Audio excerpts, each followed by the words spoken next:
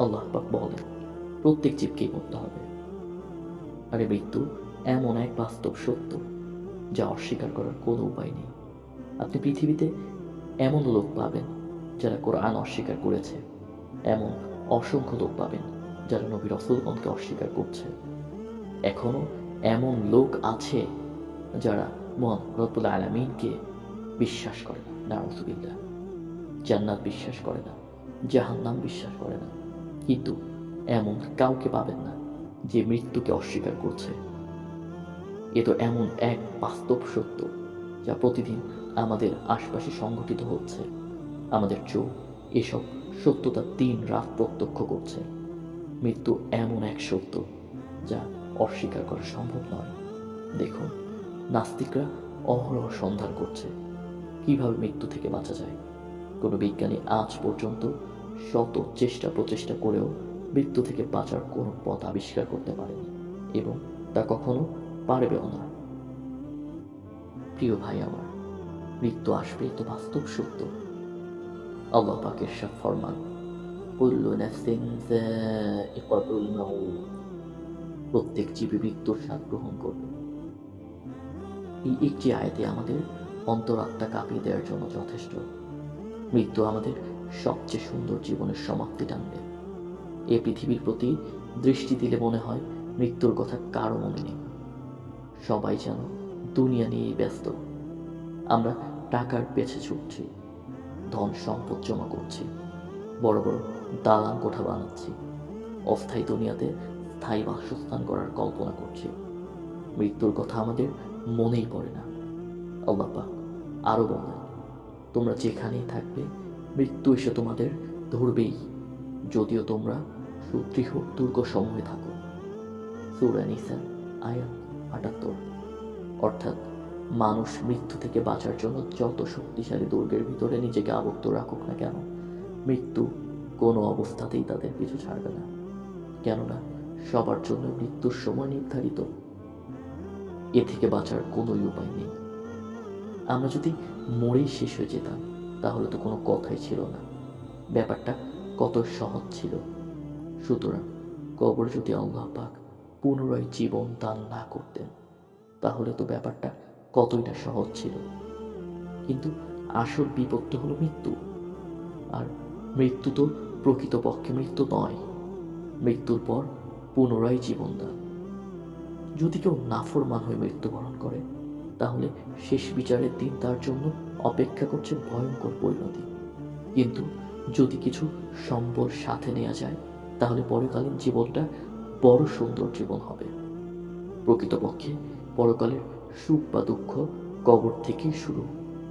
ভাই, পরকালীন জীবন কবর থেকে শুরু হবে। আর এই জীবনের কোনো শেষ নেই, এর সমাপ্তি বলতে কিছুই নেই। আর এই পৃথিবীর অনেক দ্রুততার সাথে তার চূড়ান্ত পরিণতির দিকে এগিয়ে যাচ্ছে। যে মরে গেল তার কিয়ামত তো শুরুই হয়ে গেল। এই পৃথিবীও একদিন শেষ হয়ে যাবে, ধ্বংস হয়ে যাবে এর সবকিছু, আর তা খুবই সন্নিকটে। মহাপ্রলয়ের দিন পৃথিবী ভেঙে চুরমার হয়ে যাবে। কিয়ামতের ভয়াবহতা মানুষকে অসহায় করে দেবে, আশ্রয়হীন এবং দুর্বল করে দেবে। কাউকে যখন ৩.৫ হাত কবরের ৪ দেয়ালের মাঝে আবদ্ধ করে দেয়া হবে তখন সে ভয়ে চিৎকার করে কাঁদতে চাইবে, কিন্তু পারবে না। কিছু বলতে চাইবে, কিন্তু বলতেও পারবে না। মৃত ব্যক্তিকে কবরের দিকে নিয়ে যাওয়ার সময় সে বলতে থাকে, আমাকে কোথায় নিয়ে যাচ্ছ? কবরে নামানো হলে সে বলতে থাকে, আমাকে এই অন্ধকার কবরে একাকী রেখে যেও না। সেদিন মানুষের সব ইচ্ছা খতম হয়ে যাবে। মৃত্যু আশা আকাঙ্ক্ষাকে শেষ করে দেবে। প্রিয় ভাই আমার, আমরা মৃত্যুর মাধ্যমে এই পৃথিবীর তামাশা শেষ করে পরকালীন জীবনে উপস্থিত হব। আজ আমরা ছোটখাটো বিষয়াবলী নিয়ে কতই না মহাব্যস্ত। মৃত্যু কি জিনিস আমরা কি কখনো চিন্তা করেছি? আমরা মরে যাব, পৃথিবী ধ্বংস হবে, অথচ আমরা সে ব্যাপারে বেখবরই থাকব, কিছুই করব না। সেদিনটি কেমন হবে, যেদিন বিছানা হবে শুধু মাটির, বালিশও হবে মাটির। কেমন অনুভূত হবে তখন? আজ আমাদের ঘরে বৈদ্যুতিক বাল্ব ফিউজ হয়ে গেলে সঙ্গে সঙ্গে নতুন বাল্ব লাগে, কিন্তু কবরে কেমন ব্যবস্থা হবে তখন? মানুষ বিচলিত হতে থাকবে।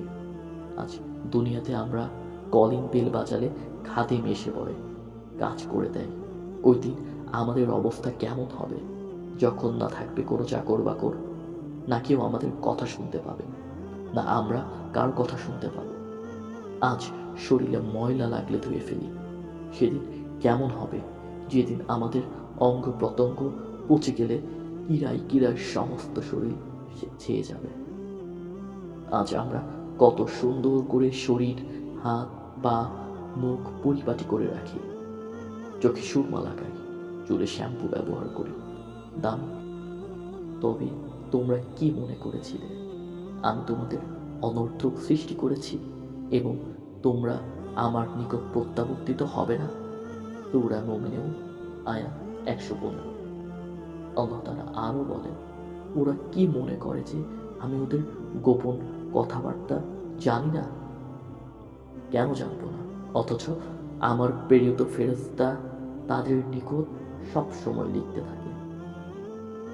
তিনি জানেন চোখের চুরি এবং অন্তরে যা কিছু গোপন রয়েছে। সূরা মুমিন আয়াত 19। এরপর আল্লাহ পাক ইরশাদ ফরমান, আমি আসমান, জমিন এবং দুয়ের মাঝখানে যা রয়েছে তা খেলার ছলে সৃষ্টি করিনি। সূরা আম্বিয়া আয়াত 16। আল্লাহ আরো বলেন, আমি যদি খেলতামাশা করতে চাইতাম তবে নিজের কাছ থেকেই তার ব্যবস্থা করতাম, যদি আমাকে করতেই হতো। সূরা আম্বিয়া আয়াত 17।